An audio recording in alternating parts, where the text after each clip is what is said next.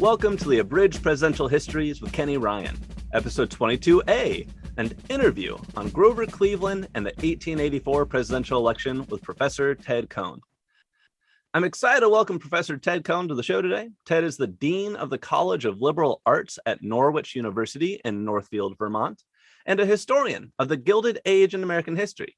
He's written several books, especially about Theodore Roosevelt, including A Most Glorious Ride, The Diaries of Theodore Roosevelt. But our primary focus will be on the 22nd president, Grover Cleveland, and how he broke the Republican lock on the presidency in the election of 1884. And spoiler, Teddy Roosevelt might show up at some point. Professor, probably. Professor, thank you so much for your time. Yeah, thanks, Kenny. Thanks for asking me here. So in 1884, the Democratic Party had not won a presidential election in 28 years. James Buchanan was the last Democrat to be elected to the presidency in 1856, and it had been nothing but Republicans winning the White House ever since. So what has been going on in the Democratic Party that was holding it back those 28 years? Yeah, I mean, maybe we should even reframe it to say, why the Democrats in 1884? Of course, you've got a little thing called the Civil War, and you've got Republican Reconstruction government set up in southern states immediately after the Civil War. By that time, the Democratic and Republican parties at the national level are actually pretty evenly matched. And so we get to the 1876 contested election, and Democratic candidate, Samuel Tilden actually wins the majority of the popular vote. And then we see a negotiated settlement of that election where you only had a few states in contention, and the Democrats essentially concede that election as long as Rutherford B. Hayes withdraws federal troops from the South and ends Reconstruction. And so then we have the creation of the solid South. 1880 election, you have James Garfield barely winning the popular vote, one of the slimmest margins in history. I think he wins by like 0.1% of the popular vote. So I think there's a lot of feelings by the midterm congressional elections of 1882 and 1884 that, the Democrats actually have a pretty good shot if maybe they can peel away some of those bigger swing states like New York. You kind of hit on this, but it's surprising to me that the Democrats had been out of office so long at that point, because by 1884, the suppression of African-American voters who were rapidly turning into second-class citizens was well underway in the South. Are we at Jim Crow yet? And what are Southern white Democrats doing to keep these Republican-leaning African-Americans out of the polling booths around this time? Absolutely. I mean, we have wholesale disenfranchisement of African-American voters in the South. And you have to remember that, even during the late 19th century, we're still talking about 90% of African-Americans still living in the South, right? The Great Migration to northern cities is not going to occur until the First World War. So there is no, kind of African-American South side of Chicago. There is no African-American Harlem and the Harlem Renaissance yet. That occurs much later. And so, you have the Southern Redeemers absolutely in a concerted effort, keeping African-Americans away from the polls, absolutely defying the Constitution by doing this through things like the grandfather clause. Did your grandfather vote? Well, my grandfather was a slave, so no, he didn't. Well, then you can't vote either. Poll taxes, testing before you can register to vote. Can you name all of the signatories of the Declaration of Independence? And all of these things are, of course, reinforced by a campaign of violence and intimidation against African Americans, against their white allies, all of these things enshrined in local laws, but enforced with the rifle and the noose. So between suppressive laws and outright violence or threats, the Democrats, they have the South on lockdown. What are they trying to offer the rest of the country? What are their selling points? But also, does the rest of the country care about that? Will people be like, yeah, I like the Democrats' tax policy, but they're killing African Americans in the South. I'm not cool with that.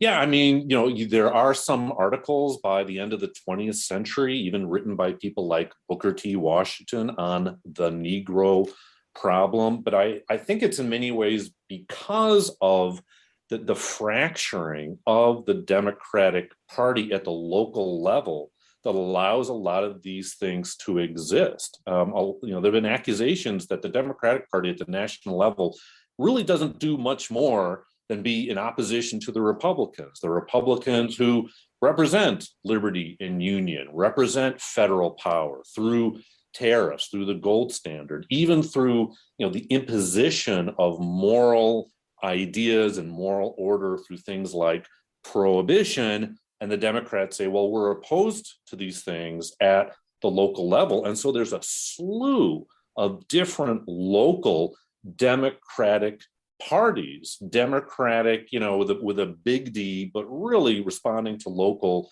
interests. I mean, you've got the Southern Redeemers, you've got Swallowtail Republicans, you've got Bourbon Republicans, you've got Tammany, Democrats.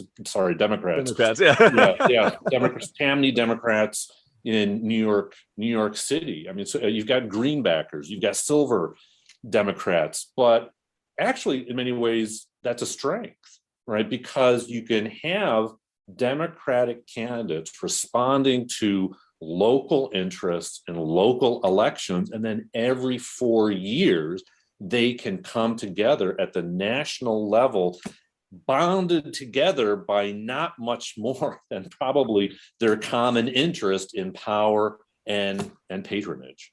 Got it. So every local candidate, they're campaigning on that local issue, and if somebody in the crowd is like, "Hey, wait, what's happening in the South?" They're just like, "Oh, I'm not really exactly with those guys. I'm more against the Republicans." I mean, yeah, I mean, of course, in 1884, we have, the famous, a couple weeks before the end of the election, the famous statement by a pastor standing with the Republican candidate, James Blaine, about Romanism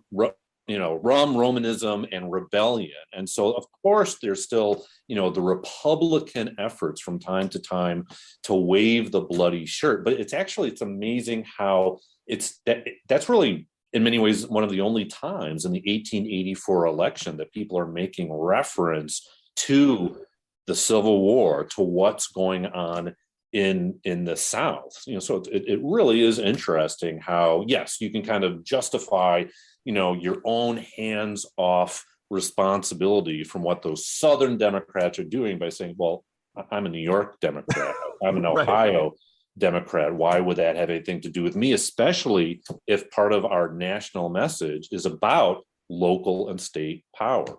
got it. Yeah. So it's, hey, those are another zip code. Let's talk about this zip code. Don't worry about it. So, Yep. Okay, so this party that is very fractured and very localized, somehow they land, and also very, centralized in the South, their base of power. Somehow they land on Grover Cleveland, a guy who wasn't even in politics a few years ago. This former Buffalo mayor, New York governor. How do they land on him as the 1884 standard bearer? I think this is this is the right guy at the right time, and it's the right guy at the right time in the king-making state of New York, and we'll see this with someone like, dare I say, Theodore Roosevelt, who rose like a rocket, very similarly, to the presidency from a governorship of New York very, very quickly. When Samuel Tilden says he's not interested to run in 1884 for health reasons, immediately people start locking on Grover Cleveland, again, one of these Bourbon pro-business Democrats. He's for the gold standard, he's for the tariff, he's for the railroads. And this is the era that people are talking about reform. And the Republicans are plagued by scandal. And this is one of the things that the Democrats are using as a very effective weapon against the Republicans. Sure, like you're saying, Kenny, yeah, look at the Republicans. They've been in office for so long, and power breeds corruption. And this is exactly what's happening with the Republicans. And so the Democrats are very savvy and significantly, I think it's very significant that the Republicans nominate Blaine, who is a very flawed candidate, and then the Democrats say, aha, this is our opportunity to call on someone, to pick somebody who, maybe because he hasn't been in politics very long, is perhaps untainted by these similar sort of accusations, unlike James Blaine, who is like the Thomas Nast famous cartoon, him, the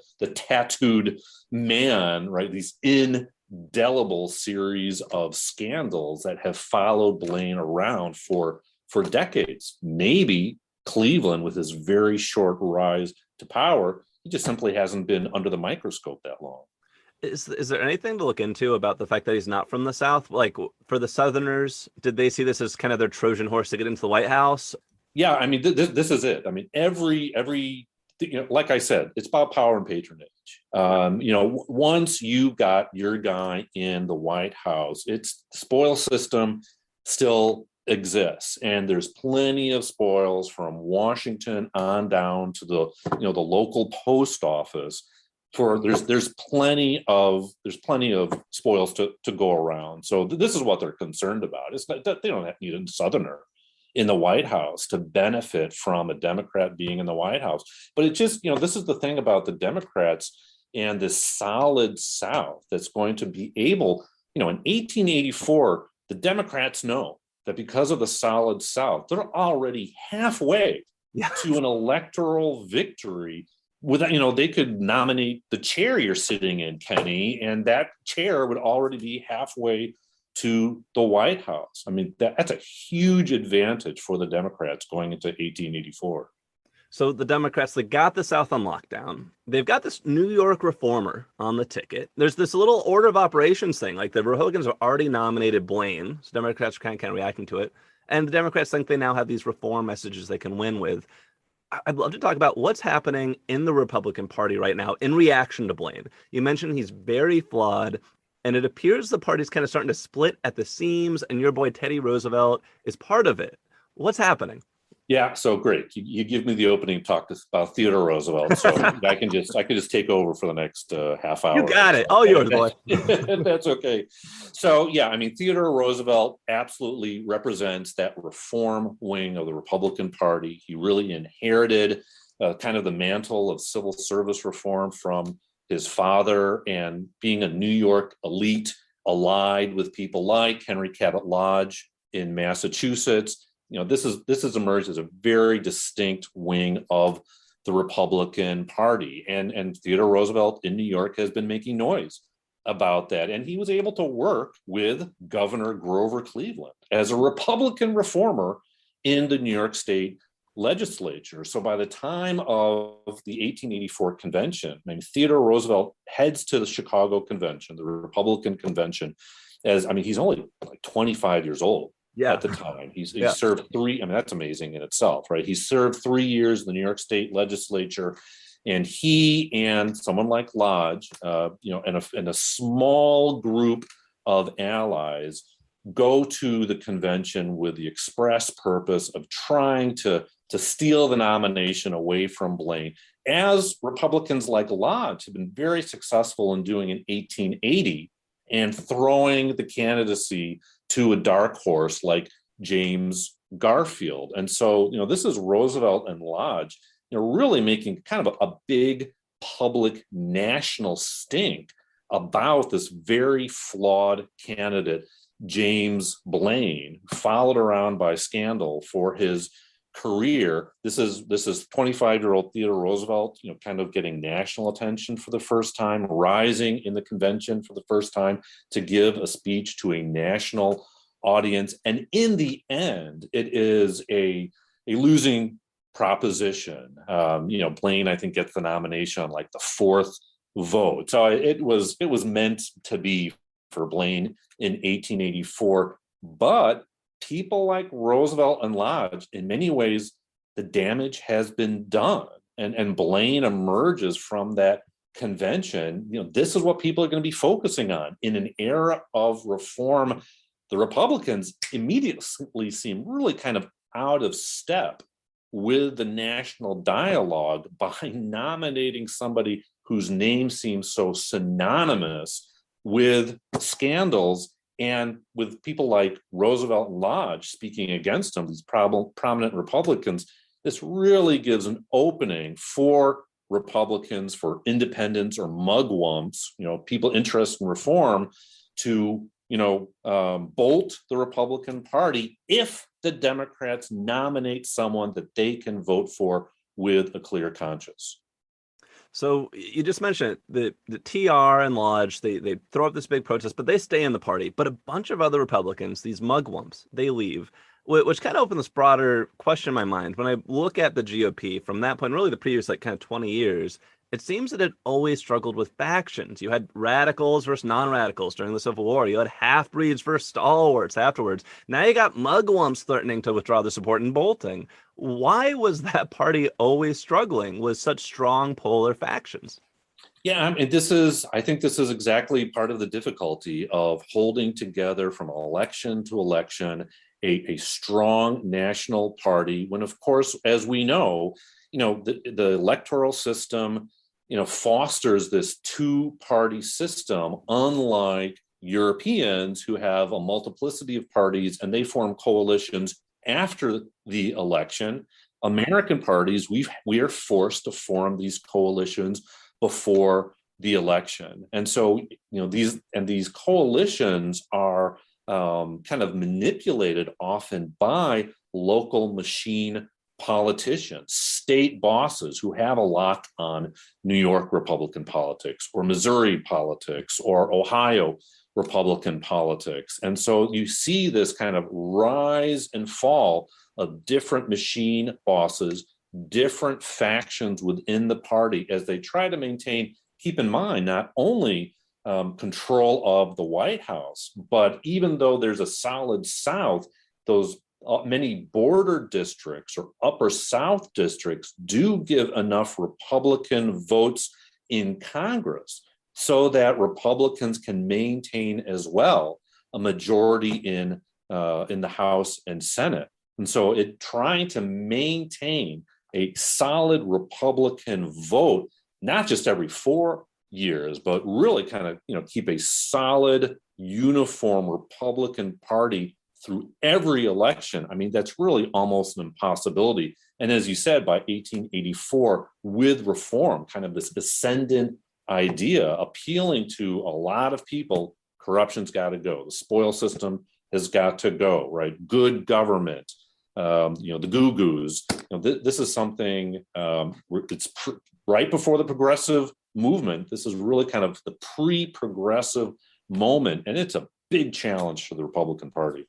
Okay, so the Republicans have their man, James G. Blaine. The Democrats have their man, Grover Cleveland. They got their platform, and they're feeling really good. Like, we got the guy with no scandals, no skeletons in this guy's closet. Oops. And then it all becomes a campaign of who has the bigger scandal. Blaine being accused of taking bribes, but Cleveland gets caught in this Maria Halpin affair. I've talked about it in my last episode. So I just love to kind of get your take. What do you think really happened between Cleveland and Maria? Because I've seen his version, I've seen her version, and I haven't seen a lot of clarity on where historians think the truth lies. So, it's really interesting that we now know the truth, for instance, about Thomas Jefferson's descendants because of DNA. Maybe this is the next shoe to drop, right? Maybe somewhere out there we're going to get like a scientific evidence for this. So the fact is, Cleveland admitted to a sexual relationship with that woman, Maria Halpin. There was a child that came afterwards, and he admitted to paying for child support. So in many ways, and he admitted to these things. So you can say, well, he did it because he felt responsibility for the woman and the child. Well, he did it because a number of his friends also had a liaison with the same widow, and they got married, unlike Cleveland. And so he was doing this to protect his friends. But I'm kind of like if it walks like a duck and quacks like a duck kind of guy. If you admit to a sexual relationship with a woman, the woman has a baby, and you agree to pay child support for the baby, I'm not a lawyer, but boy, that's a lot of circumstantial evidence that this is acknowledgement by Cleveland that this is his child. And I'm curious because there's other parts from the Maria version. Like Maria alleges that he raped her. Maria alleges that he promised to marry her so that he could take the baby away and all that. And Maria alleges that he locked her in an asylum. Locked her in an asylum. And then there are it's interesting because how does Cleveland respond to it? He tells the truth, and he acknowledges that these things happen, not those things, but the affair, the child support. But then there are these like investigations of what actually happened, and it turns out that it was a consent. And of course, this plays into like Victorian ideas about morality. Who's more to blame when something like this happens? Is it Cleveland, the man, taking advantage of a poor, helpless woman? But she did have these kind of liaisons with other men. So it did seem like they were two consenting adults. Apparently, Maria turned to alcohol, and the child was actually perhaps really in danger. And it wasn't Cleveland who said, get a writ and lock her up. It was someone else who did this, perhaps to protect the child, really possibly from actual death. But maybe that the way it's presented, is it more about Cleveland, who didn't have an affair, because he wasn't married, Cleveland being unmanly, taking advantage of a poor, helpless woman, or no, this was actually, kind of two consenting adults, and Maria at the end, really had some significant problems, and all of the people, who were supposed to be like witnesses and all the evidence that people were said, oh, we're going to provide that proves all of these allegations, suddenly all these things kind of disappeared when people started really kind of, investigating the allegations. How much did it really seem to impact the election? Do you get the sense that people really, like, when they heard this, was it just more like, wow, crazy story, you hear about that? Or was it something that a lot of people were like, man, this might impact my vote? So first of all, I've got to get this out of the way, right? Sure. We've got to get the chant in there, right? Ma, where's my pa? Gone to the White House, ha, ha, ha.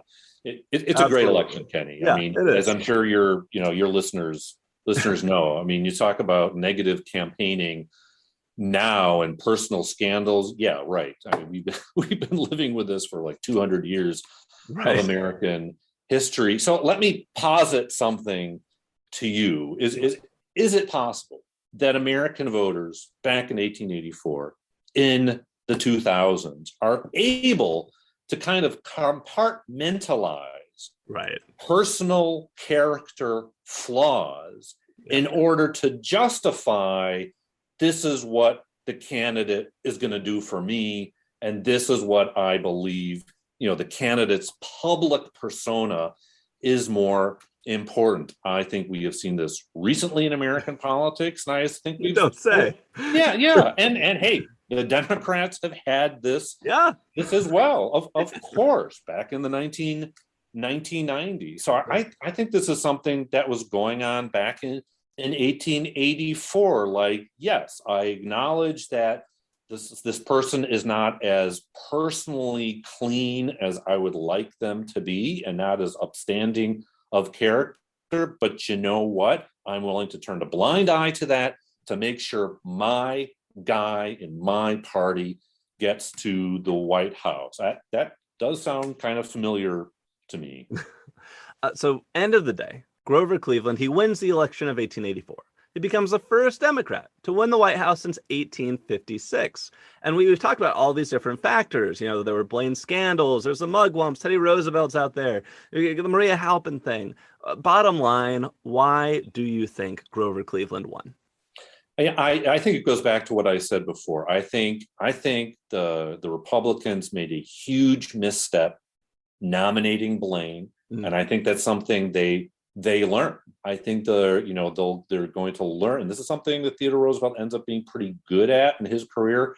They learn that the two wings of the parties need to kind of work together, that you need to kind of bridge the regular Republicans and reform Republicans. They're never really going to put up somebody like Blaine again. And the Democrats capitalized on that very well. And so, Cleveland, the right guy for the right job. When the Republicans go back to this Blaine well, put up Blaine again, when by 1884, that's not who the American people are looking for. And there's enough Republicans themselves, right, that you should have known that. And there's enough mugwumps, and you've got E.L. Godkin with the Evening Post and the Nation. There's enough people out there saying, I am above politics and I'm going to vote for what's right and not for a certain party. Awesome. The last question I always love to close with is, what lessons in leadership can we learn from Grover Cleveland, in particular in the way he ran this campaign we've been talking about? I think I come back to the shocking idea that when presented with a scandal that was going to, on the face of it, was going to wreck his candidacy and he would lose the White House, what did he do? He told the truth, right? That I will tell the truth. And admitting to the affair, admitting that the child was, there's a child, and admitting to the fact that he was paying child support, I think that went a long way, a balm to the conscious, the collective conscious of people who are looking at, like, could I still support this guy? Shocking, Kenny, that a politician faced with a personal scandal doesn't just say, I'm not just denying, but I'm vehemently right. Denying. Oh, he didn't just deny, he vehemently denied it, so it must not be true. A politician who told the truth. I think that is my takeaway for Cleveland and leadership. Thank you so much. If you'd like to hear more from Professor Kohn, please check out his numerous books on Theodore Roosevelt. And Ted, thank you so much for your time. It was a great chat. Thank you, Kenny.